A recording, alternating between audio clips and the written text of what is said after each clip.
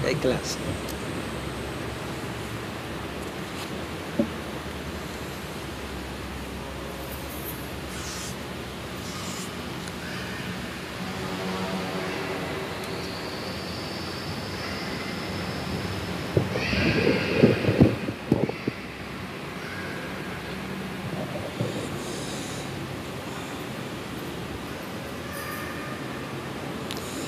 Bismillahirrahmanirrahim.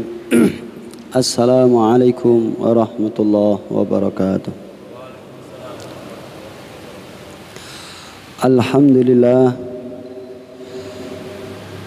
Alhamdulillahilladzi bi ni'matihi tatimmus shalihat. Asyhadu an la ilaha illallah wa asyhadu anna Muhammadan abduhu wa rasuluh. Allahumma salli wa sallim wa barik ala Muhammadin wa ala alihi wa ashabihi ajma'in. Allahumma ja'al amalana kullahu salihan wa ja'alhu liwajhika khalisa wa la taj'al li ahadin fihi syai'a. Tawaffana muslimin wa alhiqna bis salihin. Amin ya rabbal alamin. Wa ba'du. Jamaah salat zuhur yang dimulahkan oleh Allah Ta'ala, alhamdulillah kita sudah memasuki hari ke-9 insyaallah bulan Ramadan. Mudah-mudahan perjalanan di bulan Ramadan ini benar-benar kita selalu dibimbing oleh Allah Subhanahu wa Ta'ala. Jamaah yang dimuliakan oleh Allah, kita sampai pada pembahasan yaitu tentang bacaan-bacaan di dalam sholat. Kemarin kita sudah membahas bagaimana atau makna setiap bacaan dalam gerakan sholat, mulai dari takbiratul ihram Allahu Akbar itu sampai kemudian kita salam. Selanjutnya kemudian kita telah bahas tentang doa iftitah termasuk suratul Fatihah. Ma'asyiral muslimin rahimani wa rahimakumullah, setelah kita membaca suratul Fatihah, yang suratul Fatihah itu menjadi rukun sholat, ya, maka kita disunahkan untuk membaca surat ataupun ayat di dalam Al-Quran. Di dalam hadis Rasulullah yang diriwayatkan oleh Imam Bukhari disebutkan an Abdullah bin Abi Qatadah an abihi qala kana an-nabiy sallallahu alaihi wasallam yaqra'u fi rak'atainil ulayain min salati adh-dhuhri bi Fatihatil Kitabi. Nabi itu tatkala salat zuhur, ini di dalam hadis Abi Qatadah, Nabi tatkala salat zuhur itu rakaat kedua yang pertama setelah membaca suratul Fatihah itu membaca surataini yutawwilu fil ula wa yuqassiru fil tsaniyah. Membaca dua surat. Surat yang pertama atau rakaat yang pertama itu lebih panjang ketimbang rakaat yang kedua. Wa yusmi'u al-ayata ahyanan, kadang-kadang terdengar atau ya memperdengarkan Nabi itu bacaan ayat ahyanan, ya kadang-kadang begitu, sehingga ulama mengatakan yusmi'ul ayata ahyanan ini Nabi membaca surat ataupun ayat itu dengan nyaring sehingga kedengaran makmumnya. Jadi dalam sholat sholat zuhur contohnya yang diam itu Nabi kadang-kadang membacanya dengan agak nyaring, ada suara sedikit begitu. Ya contoh mungkin Ar-Rahman 'allamal Qur'an. Nah, begitu. Jadi ada suaranya sedikit. Jamaah yang dimuliakan oleh Allah, wa kana yaqra'u fil 'asri bi Fatihatil Kitabi. Dan dalam hadis ini diceritakan Nabi di dalam sholat asar itu setelah membaca suratul Fatihah, ya, wa bi Fatihatil Kitabi wa surataini wa kana yutawwilu fil ula wa kana yutawwilu fil rakatil ula min salati subhi wa yuqassiru fil thaniyah. Sama dalam sholat asar, Nabi rakaat yang pertama juga memanjangkan, lebih panjang maksudnya suratnya. Rakaat yang kedua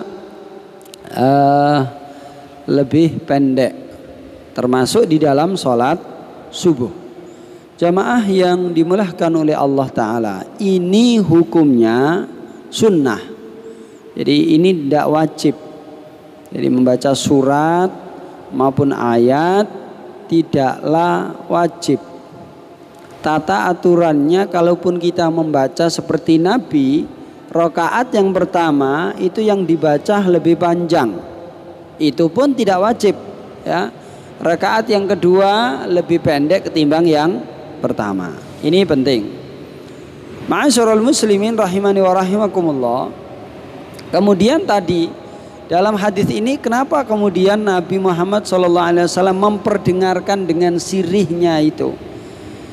Ya, ini ada hikmah kata para ulama. Hikmahnya supaya mengerti bahwasanya setelah membaca suratul Fatihah itu tetap membaca surat. Ini sebagian ulama ada yang mengatakan demikian. Ya, meskipun juga ulama mengatakan bolehnya kita itu membaca surat setelah suratul Fatihah dalam sholat yang sirri itu dengan suara yang nyaring itu tadi. Jamaah yang dimuliakan oleh Allah, saya minta ini kajian kita ini bukan kajian sekedar kita mendengarkan. Kalaupun nanti jamaah ada yang tidak paham, langsung angkat tangan, tidak apa-apa. Saya ini setiap kali mau ke sini itu ada beban ini karena pelajaran yang ada kaitannya dengan agama, lebih sholat. Itu kemudian nanti ini mohon maaf ini nanti itu kan ya, kalau ngomong hisab itu kan ya kita berguru kemana kan begitu ya. Kalau kita sebagai seorang rakyat nanti ditanyanya ya pemimpinnya itu yang dahuluan, nah begitu. Maka nanti saya minta kalau ada koreksi maupun ada apapun pertanyaan monggo saja. Jamaah yang dimuliakan oleh Allah, selanjutnya di dalam Al-Quran, faqra'u ma tayassara minal Quran.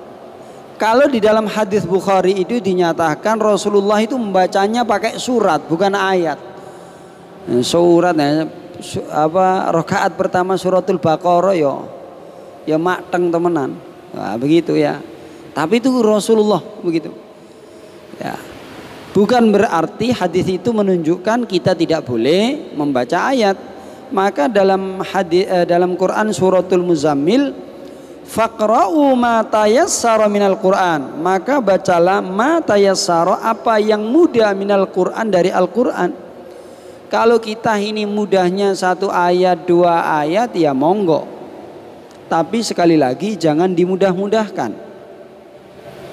Kemudian makna ma tayassara itu bukan sekedar mudah, tetapi lebih dari inti kemudahan itu adalah kenikmatan itu sendiri. Jadi benar-benar kita tatkala sholat itu konsentrasi, kita bisa menikmati, memahami apa yang kita ucapkan. Nah, ini penting, sehingga nanti mungkin kalau ada waktu nanti saya ajak bersama-sama kita baca bareng-bareng. Contohlah taruh suratul Fatihah sambil direnungkan. Kita belajar begitu. Ini mungkin metodenya beda dengan yang lain, ustadz-ustadz yang lain. Karena mohon maaf ini saya sampaikan, ini beban moral saya. yang saya pikirkan berulang kali itu. Jadi saya bukan sekedar menyampaikan, kadang uang itu ono sing ini dengarkan tapi paham tidak paham ya tidak urus, sudah gitu. Nah, ya minimal saya ada usaha untuk apa ya, jamaah ini benar-benar bisa memahami apa sih itu sholat itu sebenarnya. Jamaah yang dimuliakan oleh Allah, kembali kepada surah Al-Muzammil, kita diperbolehkan membaca ayat, seayat, 2 ayat, 3 ayat, terserah, yang penting mudah bagi kita dan kita bisa memahami. Ini penting.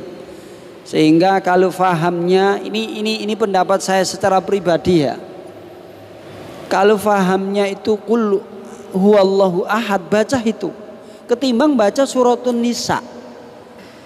Suratun Nisa itu ya, masna wa thulatha wa ruba' gitu ya, guyu-guyu. Enggak, ini enggak paham ini enggak paham karena ya enggak paham. Mending qul huwallahu ahad. Itulah yang kemudian yang menjadi dasar kenapa 700 ribu ya, atau 70 ribu malaikat itu menyolati jenazahnya Muawiyah. Muawiyah itu bukan Muawiyah bin Abi Sufyan saja, tidak. Ini Muawiyah yang lain, sahabat Nabi. Ya. Kenapa? Para sahabat semuanya bertanya, kenapa Nabi? Kok sampai 70 ribu itu malaikat nyolati jenazahnya Muawiyah? Kata Nabi, dia itu cinta suratul Ikhlas. Muawiyah itu senang dengan suratul Ikhlas. Bukan karena kul haile, enggak. Kul huwallahu ahad, Allahus samad, lam yalid wa lam yulad wa lam yakul lahu kufuwan ahad. Tidak hanya bacaan, tetapi dalam sebuah riwayat disebutkan bacaan Muawiyah itu benar-benar dihayati, direnungkan, ingin mentauhidkan Allah, ingin hidupnya itu untuk Allah. Sehingga saking cintanya kemudian sering membaca qul huwallahu ahad. Bukan berarti hadis ini menunjukkan kita terus mempermudah. Ala ngono ya salate kul huwae. Wah, ini ya ndak pantas lah itu ya. Itu orang-orang desa yang terpencil mungkin agak pantas ya. Tapi kita ini sudah duduk di masjidnya saja Ki Bagus Hadikusumo, sang pelopor. Ya, imam besarnya Ustadz kita, Ustadz Hubbi Mulyono, penuh dengan cinta ini, masya Allah. Ini luar biasa ya, harus ada harus ada apa? Harus ada peningkatan, jangan kulhu saja. Jadi surat-surat yang lain yang ngerti gitu ya. Ini saran saya, ini harus ngerti. Yang kita baca itu ngerti lah.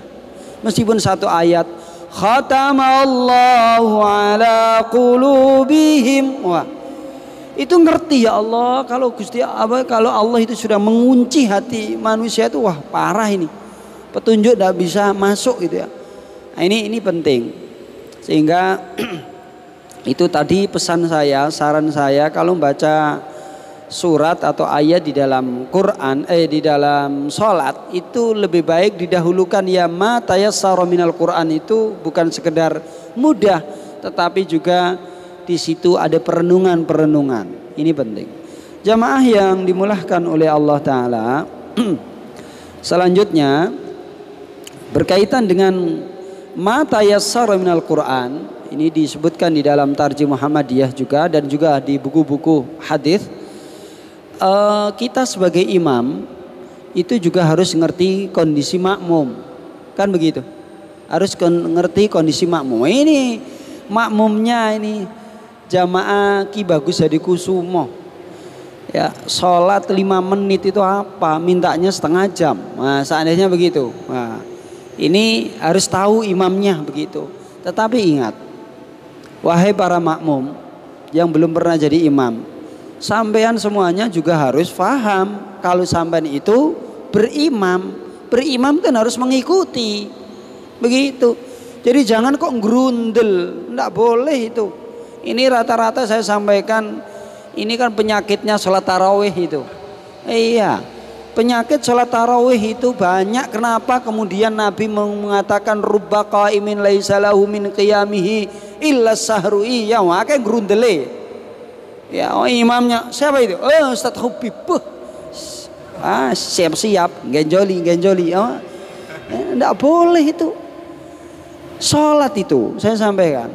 Sholat itu kalau sholat sholat wajib saja. Kalau kita benar-benar tidak tahan duduk itu. Apalagi sholat sunnah. Sholat sunnah itu tanpa kita ada sebab penyakit pun boleh duduk kok. Boleh. Bahasanya itu boleh duduk. Kenapa kemudian sholat tarawih yang dari asal katanya tarwihatun, kata Ustadz Hubi tarwihatun itu tenang, nyantai, damai. Oh, ora tak menggarai damai. Iya kan? Sholat tarawih itu sholat damai, tenang. Ora tenang kok. Ya. Ndak damai, ndak tenang, ndak nyantai. Ayo lek, cepet lek. Nah, begitu soroh. Ndak boleh itu sudah. Mohon maaf, saya sering ini beberapa kali ya kuliah tarawih ini saya sampaikan. Ya ono sing grundel temen nanti Pak. Ada. Dan saya siap itu, maksudnya siap menanggung risiko nanti ada yang celoteh-celotehan. Iya. Karena saya beban saya begini. Ini hadis itu pakai rubbah.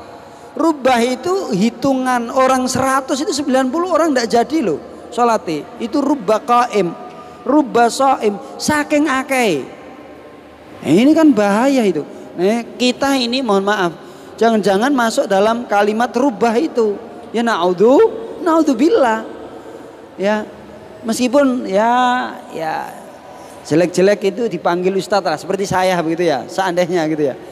Kalau sudah jadi makmum kok capek, sudahlah, jangan terus kemudian aku kok ustadz kok mosok ora kuat. Ini duduk saja. Ya. Turun derajatnya enggak apa-apa. Enggak apa-apa. Ini masalah sholat. Sholat itu seperti yang saya sampaikan kemarin itu, al-wusulu ilallah, nyampe pada Allah itu loh. Oh, enggak nyampe kita ini gara-gara gerundel. Lihat siapa imamnya? Oh, Ustadz Hubi. Ya, sudah. Ini soroh ini. Duduk, tidak apa-apa, duduk untuk sholat tarawih. Maka tarwihatun itu jamaknya tarawih. Tarawih itu berarti maknanya tenang, banyak ketenangan, begitu. Istirahat. Ora gaspol pada mbak ini apa? Bis itu loh, patas itu. Siat, masya Allah, luar biasa. Maka seperti yang saya sampaikan, sholat tarawih itu mathna itu maknanya saya lebih condong mengikuti pendapat ulama. Mathna itu minimal 2. Artinya tidak membatasi sholat tarawih itu harus sekian, tidak, tetapi lebih kepada kenikmatan sholat itu sendiri. Jadi meskipun bisanya cuma 2 rakaat, ayolah dinikmati begitu. Iki njaluke 11 kaya Nabi. Rakaate tapi suwine khusyuke ora kaya Nabi. Ini kan bahaya itu. Ya. Apalagi 23 tambah 10 menit. Gak masuk akal belas ini. Iya. Maka pernah saya sampaikan apa? Kita ini sering membenci, mangkel ya, muring-muring dengan para pencuri itu ya. Benci sekali. Kenapa kemudian kita tidak mengoreksi? Kita ini jangan-jangan menjadi asrokun nas. Ya. Orang yang pandai, yang paling pencuri, ahlinya pencuri. Kenapa? Karena sholat kita tidak tumak nina. Itu hadis Nabi itu. No. Ini mohon maaf. Saya bukan menggurui, ini gaya saya begini supaya semuanya konsentrasi. Ya, teman-teman yang melakukan Allah Ta'ala. Sudah. Kemudian setelah membaca surat itu, ya, tadi saya sarankan suratnya yang dipahami, gitu ya. Kalau Ustadz Hubi apapun, insya Allah lah, surat apa yang dibaca faham, gitu ya. Tapi meskipun Qul huwallahu ahad itu faham, tapi kalau kita tidak konsentrasi juga sama. Maka butuh konsentrasi. Ya. Selanjutnya jamaah, setelah membaca surat kita ruku.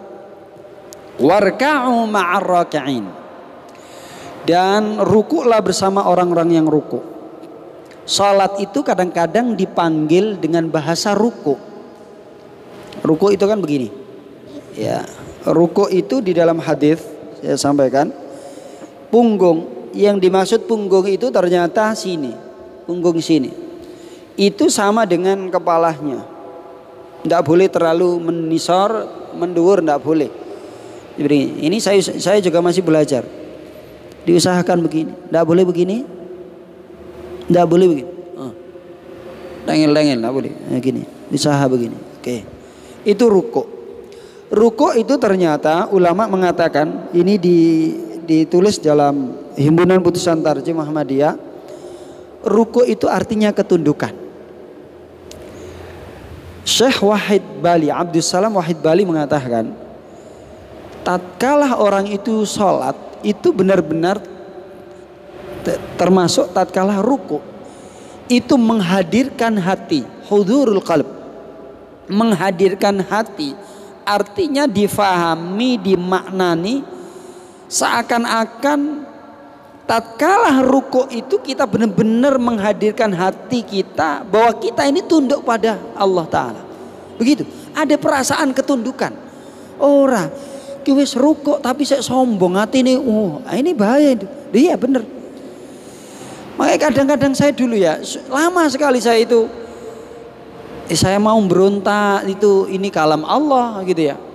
Kan dalam Quran disebutkan innas sholata tanha anil fahsya'i wal munkar. Sholat itu ternyata mencegah fahsya dan munkar. Saya ini tiap hari sholat tapi kok masih tetap ngomongnya jeladur, kan begitu. Kok fahsya dan munkar, ini ada yang salah dari mananya? Ternyata ilmu sholat itu salah satunya tadi saya sampaikan, hudurul qalb, menghadirkan hati itu. Tatkala ruko benar-benar ada perasaan di dalam diri kita bahwa kita tunduk 100% hanya kepada Allah. Itu artinya ruko. Sehingga kenapa kemudian sholat itu bermakna nama lainnya adalah ruko, warka'u ma'ar raki'in. Karena sholat itu sebenarnya ketundukan kepada Allah. Ini penting. Sehingga saya punya guru ya, meskipun ini gurunya di media sosial ya, yaitu Gus Baha ya. Hidup itu sebenarnya antrian, kita ini nunggu itu loh. Nunggu apa? Nunggu ibadah, nunggu sholat. Itu kata Gus Baha. Itu saya pikir-pikir iya sih, memang begitu sebenarnya. Di sela-sela nunggu itu kemudian kita ada kesibukan, begitu. Maka benar kemudian iya karena butuh, wah iya karena ta'in itu kesibukan kita. Nak butuh itu sholat kita, ibadah kita. Maka ini sindiran untuk diri saya. Tatkala Gus Baha mengatakan itu, iya ya, lapo ya Saipudin, kok kahari ya sholati, was kurang sempurna ini. Iya benar itu. Kenapa kemudian kalau sholat kok kepingin cepet-cepet gitu ya? Kok sepertinya ada kesibukan yang apa begitu ya? Lihat itu ya, kita rasakan, tidak usah tuduh menuduh. Ini Ramadan, tidak boleh lah. Nanti kalau setelah Ramadan rodo oleh didik itu ya, Ramadan kita rasakan, masya Allah. Ya koyo sibuk gitu ya. Saya sendiri itu begitu. Bukan panjenengan loh, panjenengan masya Allah soleh, gitu ya. Itu kok begitu? Ini keterangan dari Ustadz apa itu Gus Baha, luar biasa, menyentuh sekali. Iya karena Abu Dha, iya karena saya. Kembali lagi kepada ruko itu, ayolah kita nikmati, kita tunduk ya Allah, aku ini tunduk ya Allah, tunduk. Allahu Akbar gitu. Ya diusahakan. Kalau belum sama sekali ya 1%, 2%, 3% harus ada begitu. Kalau 100% si Rasulullah, 100% si 95% siapa? Ali bin Abi Thalib, para sahabat itu. Kita ini kalau sudah 50% itu ganteng so api. Luar biasa itu. Enggak saya menceritakan apa keadaan saya. Ruku ini sudah ora tunduk. No ya sing dipikir gitu ya. Ora menghadirkan apa kedekatan kita pada Allah, tunduk, bener nurut Allah. Tidak ada begitu. Ini yang salah. Kemudian ruku, doa ruku itu ini meskipun semuanya sudah paham, karena saya sekali lagi memahami hadis Rasulullah itu yang diterangkan oleh para ulama, arihna bis shalah. Jadikan aku nikmat wahai Bilal dengan sholat itu. Artinya ayo kita menikmati sholat itu dengan memahami. Maka begini maksud saya, doa ruku itu kan begini, Subhanakallahumma rabbana wa bihamdika Allahumma ghfirli. Kita semuanya sudah hafal itu. Tapi sekali lagi, sudahkah kita nikmati? Nah, ini penting. Maka untuk mengajak kenikmatan di dalam membaca ini, saya sampaikan, saya ulang gitu ya. Saya bukan menggurui, ini sekedar nasihat. Subhanakallahumma itu maknanya memahasucikan Allah. Subhanaka, maha suci engkau ya Allah. Suci itu berarti lawan katanya kotor. Terus begitu sajalah, gampangan nih. Berarti kemudian kalau Allah itu maha suci karena kesempurnaannya, kita ini punya kekurangan. Maka ya Allah, kekuranganku ini ya Allah, jangan menjadikan aku ini orang yang tidak engkau pilih ya Allah. Ini saya lihat di keterangan para ulama begitu. Harus ada perasaan subhanakallah. Itu benar-benar kita menghadirkan diri kita ini, benar-benar kita ini orang yang kurang, orang yang tidak suci, yang kotor di hadapan Allah Ta'ala. Allahumma rabbana, ya Allah, rabbana. Rabbana itu artinya Tuhan kami. Salah satu maknanya rabbana itu maknanya adalah zat yang yang mengatur, yang membimbing, yang membina kehidupan kita. Sehingga tatkala kita membaca subhanakallahumma rabbana, ada perasaan bahwa kita ini dibimbing, diramut oleh Allah Ta'ala. Nah begitu, harus ada begitu supaya nikmat. Wa bihamdika, dan dengan memujimu ya Allah, karena engkau zat yang maha dipuji ya Allah, karena engkau maha keren ya Allah, segalanya milikmu ya Allah. Allahumma ghfirli, ya Allah ampunilah dosaku ya Allah. Ingat dosa-dosanya. Nah, saya menginginkan kita semuanya, termasuk lebih-lebih diri saya, tatkala membaca ini itu dinikmati ya. Maka saya nanti minta bersama-sama ya, belajar menikmati ya. Bukan berarti panjenengan semuanya ini belum menikmati. Saya yakin saya yakin sudah menikmati, berusaha. Tapi maksud saya dengan kajian kita ini ya, yang Allah banggakan, karena ada kajian itu Allah membanggakan, nanti ada nilai lebih, maksud saya begitu ya. Mungkin bagi teman-teman yang sudah ya alhamdulillah, bagi teman-teman yang belum, mungkin ini bagian dari cara untuk nanti tatkala sholat itu benar-benar bisa menikmati. Oh ingat yo, kajian ini kan dibahas. Begitu maksud saya. Jamaah rahimani wa rahimakumullah. Saya ulangi lagi, subhanaka itu memahasucikan Allah. Maka diri kita itu ada kekurangan, ada kekotoran. Allahumma rabbana, ya Allah Tuhan kami, engkaulah yang membimbing kami, yang ngeramut kami. Tanpa engkau saya tidak bisa hidup ya Allah. Itu rabbana. Ada kalimat begitu, ada perasaan begitu. Wa bihamdika, engkau zat yang maha keren ya Allah, segala puji bagimu ya Allah. Saya tidak berdaya apapun ya Allah, saya ini lemah ya Allah, engkau yang maha keren ya Allah. Allahumma ghfirli, ampuni ya Allah dosa-dosaku ya Allah, mulai pagi hingga ketemu pagi ya Allah. Begitu jamaah yang dimulahkan oleh Allah Ta'ala ya, berkenaan dengan doa-doa sholat itu, kalau kita mau merenungkan doa sholat itu rata ya 80-90% itu kan minta ampun sebenarnya, minta ampun sudah. Setelah itu kita zikir pun minta ampun ya. Sholat sendiri itu fungsinya juga penghapus, pengampunan ya.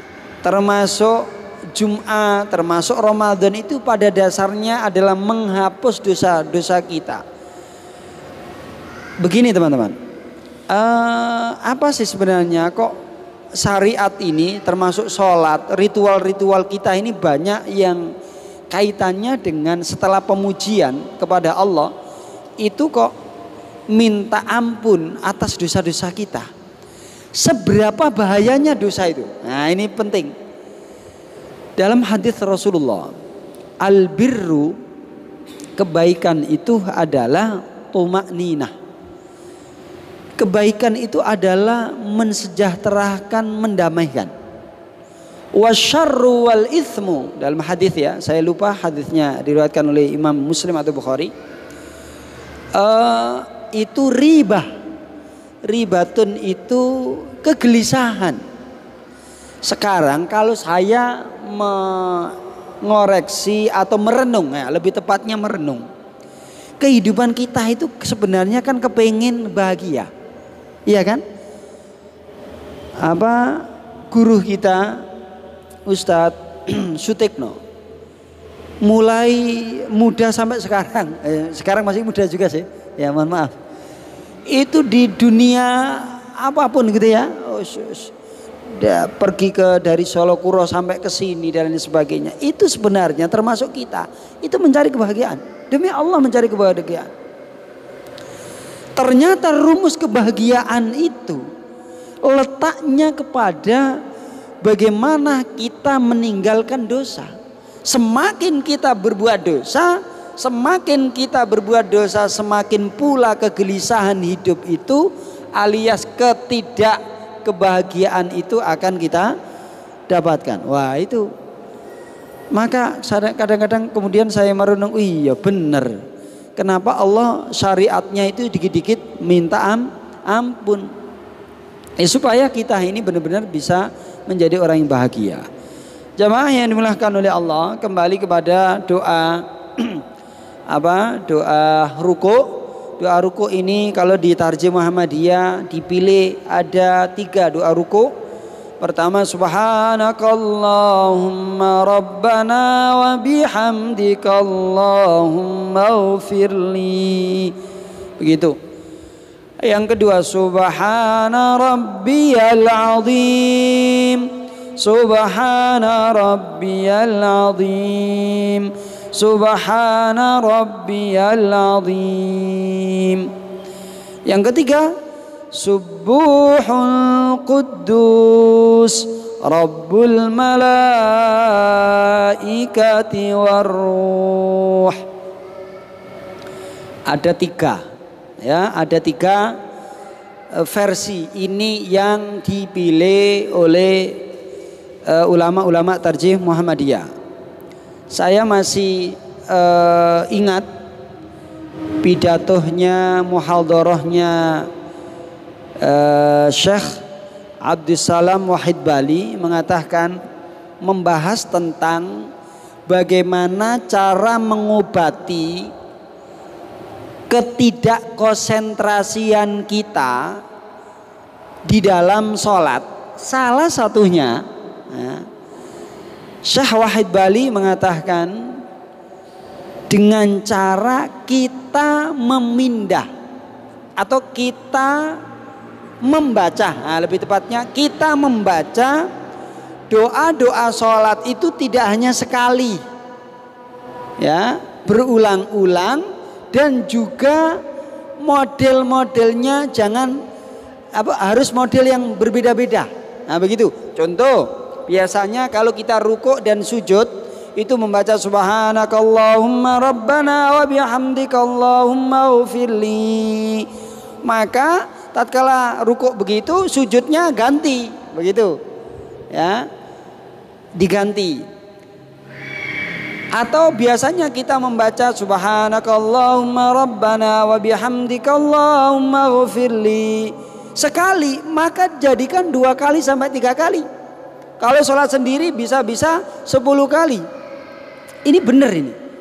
Ya. Ini dicoba saja, Saya lebih husnudon ya. Ini kalamnya para ulama. Ya, termasuk Syekh Wahid Bali itu mengatakan begitu. Dicoba, insya Allah nanti pikiran kita yang tidak baik-baik itu tidak kurang konsentrasi itu menjadi konsentrasi.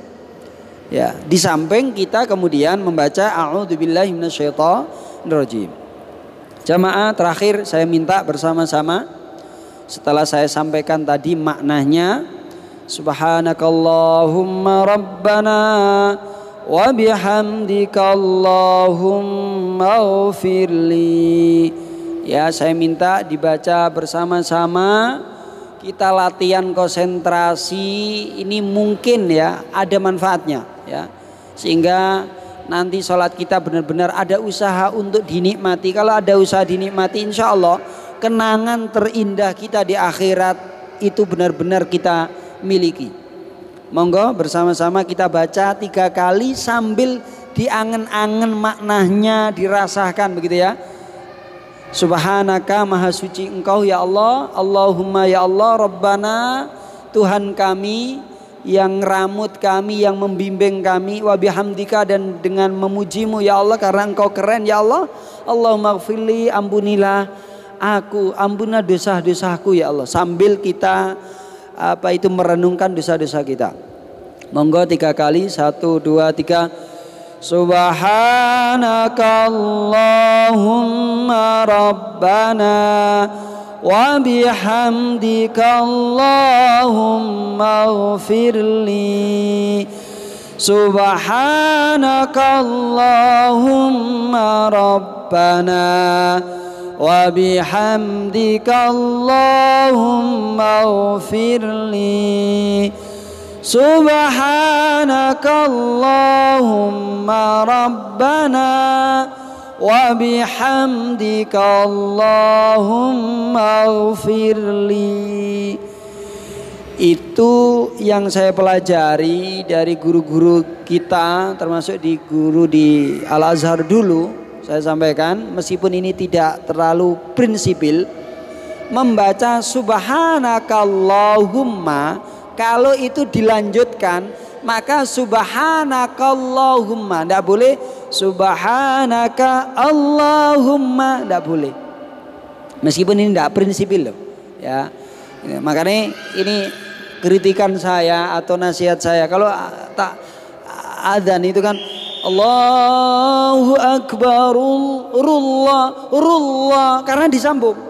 Tidak boleh Allahu Akbar Allahu Akbar, tidak boleh itu kalau menurut ilmu qiraat loh ya. Jadi kalau Allahu Akbar berarti harus ada jeda gitu. Allahu Akbar Allahu Akbar, harus ada jeda. Allahu Akbar Allahu Akbar, begitu.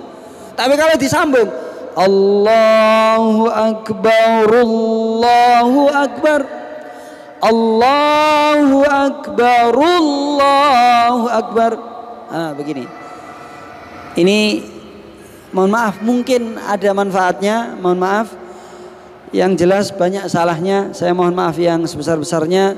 Demikian yang bisa saya sampaikan, mudah-mudahan bermanfaat. Assalamualaikum warahmatullahi wabarakatuh.